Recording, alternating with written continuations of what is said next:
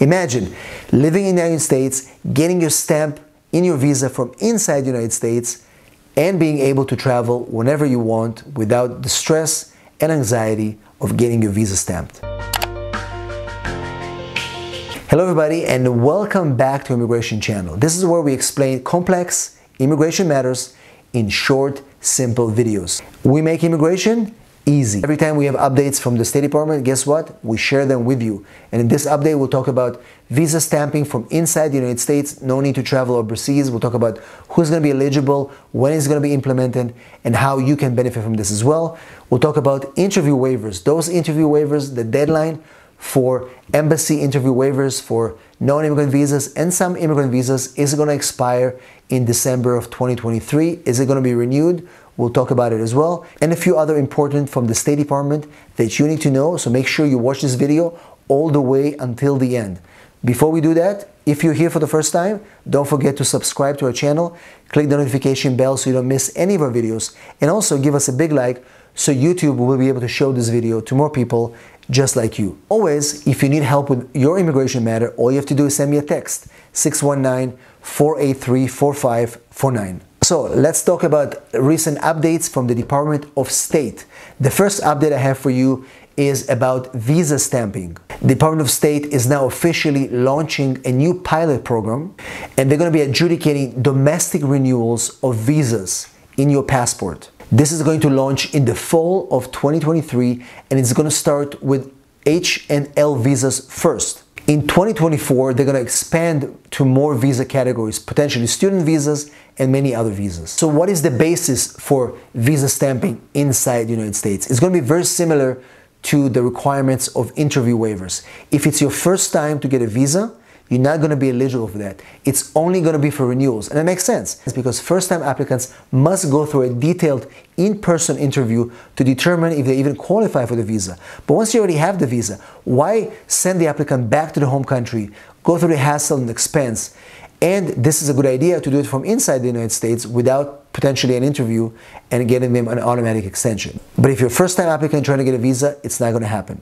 Now, it makes sense because, as I mentioned in previous videos about MVC backlog and embassy backlog as well, if they're going to do more of these renewals inside the United States, guess what? Less and less people are going to be clogging these embassies, and only first-time applicants are actually going to be showing up there, which is what the whole point of an interview is.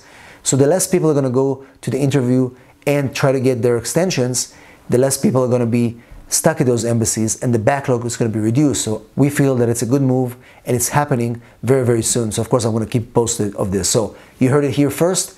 Visa stamping inside the United States is coming in the fall of 2023. The second update from the Department of State is the expiration of interview waivers in embassies and consulates worldwide. This expiration date is going to be December 21st, 2023. Again, this was announced before when they started about a year and a half ago. They did put a deadline on it, and whether they're going to extend it or not, it's very unclear at the moment. And remember, this category is available for those of you guys that have already visas, and you're within 48 months of expiration of that visa, you'll be eligible for an interview waiver, typically for tourist visas, student visas, and a few other work visas. And again, over 50% of applicants were able to take advantage of this program. It's been working pretty good, helping fight the backlog. According to the Department of State, interview waivers save them time and resources and really make it the job of the officers much easier. And we really hope that they're going to be extending this beyond December of 2023. Again, it's unknown at the moment. And it's very important for you to be aware that if you're planning to apply for an extension of your visa and you want to benefit from the interview waiver, the time to do it is now. If you're eligible, don't wait too long, because probably after December, this program may not be renewed. But who knows, maybe it will. Let's talk about immigrant visa wait times. For the moment, there is no clear idea how long it's going to take per embassy to get an appointment, to get an interview, what cases are going faster, if it's an F2A or if it's an F1. There's no database right now that tells us how long is it taking. Unlike USCIS, when you go on their website, it tells you I-130, I-485, and all the other cases, it tells you exactly how long the processing time is. We don't have that for immigrant visas. Well, guess what? They're developing a system to be able to do that. It will tell you exactly which embassies are processing what cases, as well as which cases are being pending right now in admin processing, which was going to help you. As soon as they have their website ready and released to the public. Of course, we're going to share it with you and you'll be able to check on your cases. Let's talk about 221G refusals and 214B refusals. So 221G is basically if your case is being selected for admin processing. For example, you apply for H-1B visa or even a fiancé visa or any immigrant visa. They pull your case and then they background check you. It may take some months. You get a yellow or pink or blue slip. So typically a refusal like that doesn't mean your case is denied. It just means they continue to process your application, they need further information, and this kind of refusal is just temporary because once they get the information, they reverse it and then your case is usually adjudicated. So, and this refusal is also not considered to be a visa denial. So on your visa application, if you had a 221G refusal in the past, it doesn't mean that your visa was denied. And you don't have to disclose it on your application, meaning that because typically those are usually reversed. And if they're not reversed, ultimately your entire visa application is denied. And of course, at that point, you have to disclose it. But if you had a 221G refusal and then your case was approved, it's not considered to be a refusal for visa purposes. It's really important for you to understand that because when you apply for example, ESTA or any other visa, that is something that you don't have to disclose. However, if you get denied under 214B, which means you don't have sufficient ties to your home country, when you apply for a tourist visa or a student visa, it is absolutely imperative for you to disclose it in future applications because if you don't, they'll charge you with misrepresentation. So just remember the distinction. 221G refusal is not an ultimate denial, it's just temporary while they review it. 214B denial is final.